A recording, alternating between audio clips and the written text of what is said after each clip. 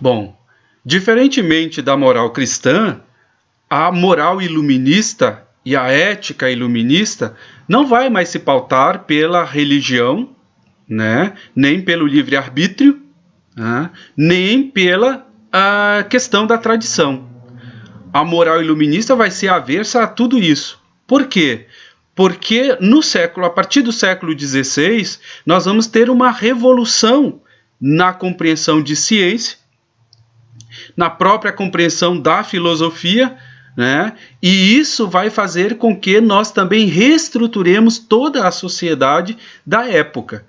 As relações da igreja com o Estado vão mudar, a relação da produção do conhecimento também vai mudar, novas possibilidades de investigação, de métodos de investigação do conhecimento, e um principal fator que determinou essa mudança foi a Revolução Copernicana. A Terra gira em torno do Sol, e que, portanto, o Sol é o centro do universo, que é a teoria conhecida comumente como heliocêntrica, inverte a lógica e a compreensão da tradição, que provém de Aristóteles e que era alimentada pela igreja. Tá? De que a Terra era o centro do universo. Essa mudança vai acontecer também.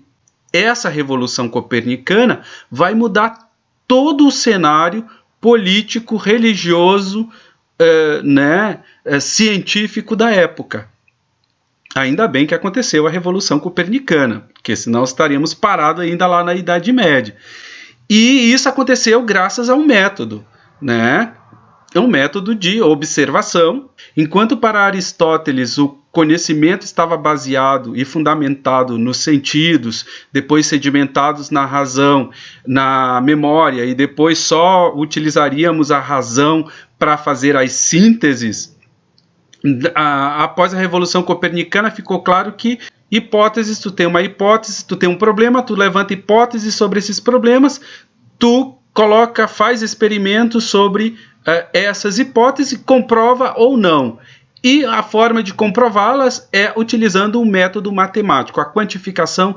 No iluminismo, o que passa a prevalecer, portanto, é a subjetividade. Nós passamos a considerar que todo conhecimento humano, ele é elaborado pela subjetividade.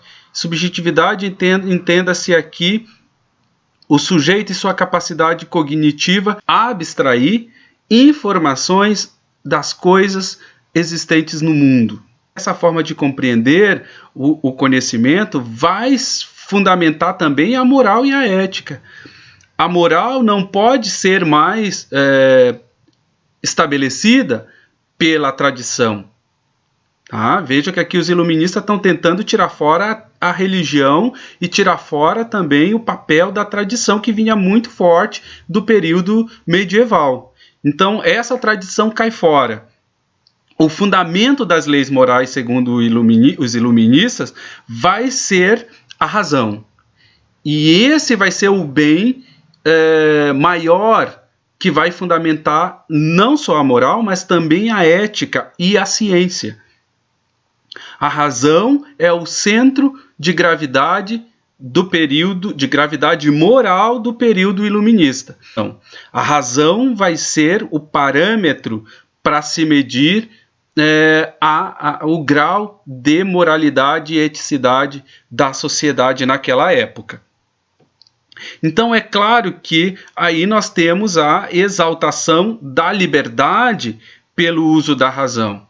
Se nós podemos, pela razão, nós é que estabelecemos as leis morais, sociais, né, jurídicas, então a nossa liberdade depende dessa nossa racionalidade, deriva um conceito fundamental que vai ser adotado por Kant e teorizada por ele e fundamentada e usada como fundamento da sua ética, que é o conceito de autonomia.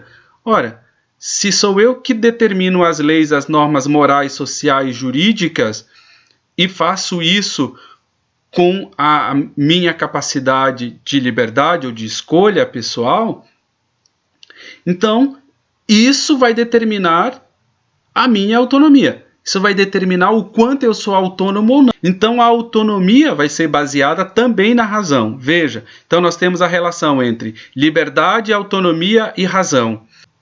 Como a nossa capacidade cognitiva e o conhecimento são limitados pelas nossas experiências, Kant vai dizer que nós somos livres totalmente no campo da ética.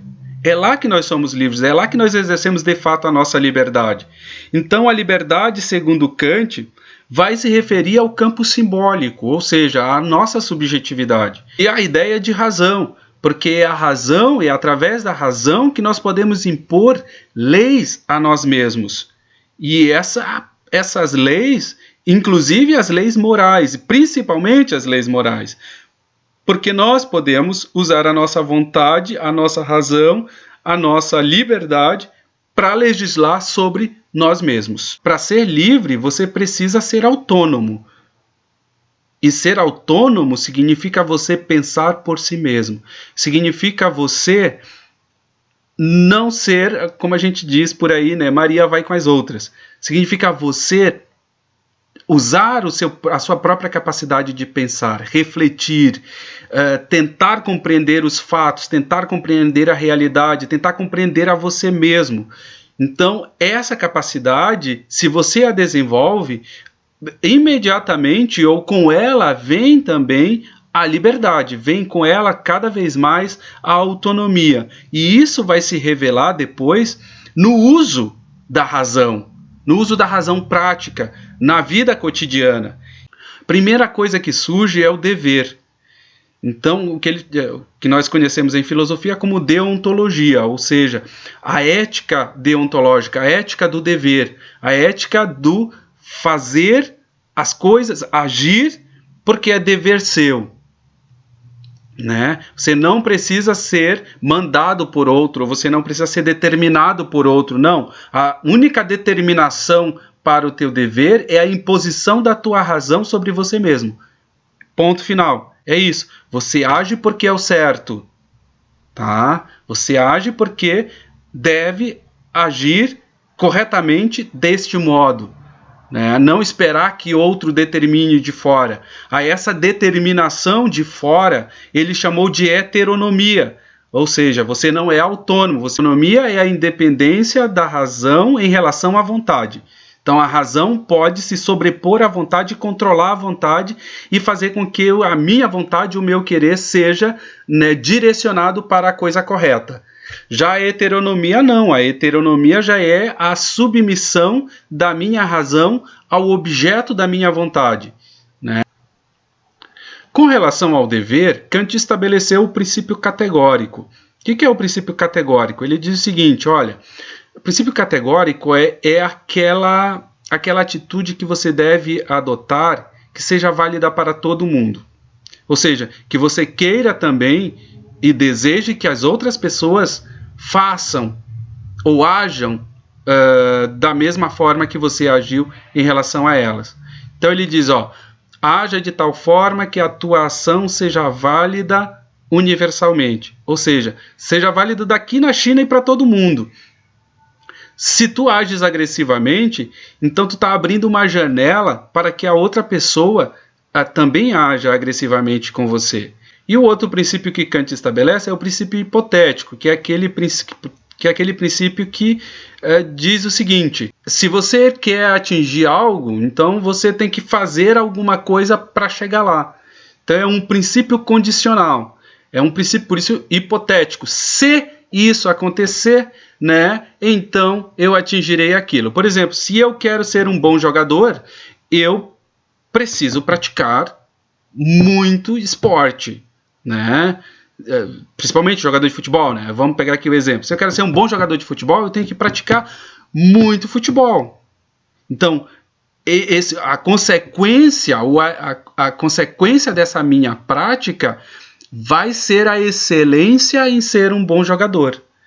E essa excelência em ser um bom jogador é que vai se configurar como uma virtude minha, como uma conquista minha, como um bem meu que as pessoas vão reconhecer. Tá? Então, esses dois princípios são fundamentais para a ética kantiana porque eles nos orientam nas nossas decisões e ações no dia a dia.